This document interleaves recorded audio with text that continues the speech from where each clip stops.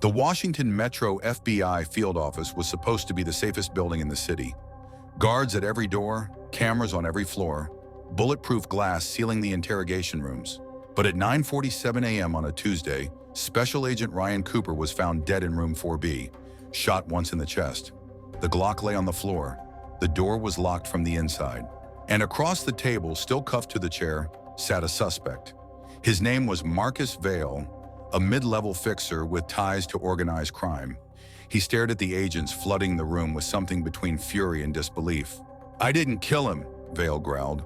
"How the hell could I? I've been chained to this damn chair the whole time." The evidence was impossible to ignore. Cooper's service weapon had fired the fatal shot. No prints but his own. No sign of forced entry. Security footage showed no one entering or leaving. The case should have been closed. But Assistant Director Claire Harlow wasn't satisfied. "Rooms don't kill agents," she said flatly. "People do, and that means someone's lying." She started with the timeline. Cooper had entered the interrogation at 8:30, questioning Vale about cartel payments. At 9:10, another agent, Special Agent Drew Keller, had brought in a file. Keller swore he left after 5 minutes, the door locking behind him. At 9:45, the gunshot was heard. No one else had entered. No one else had left. Harlow studied the evidence again.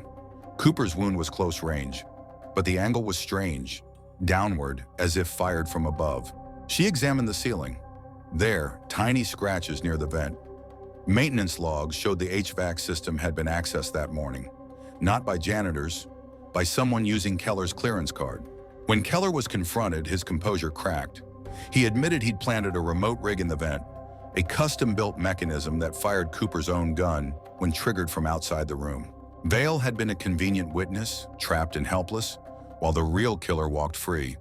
But Keller wasn't working alone. His motive wasn't personal. It was professional.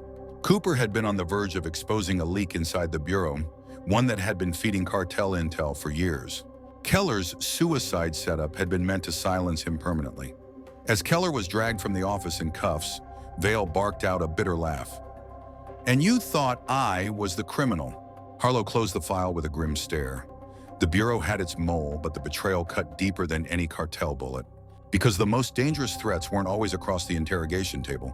Sometimes they sat across the hall.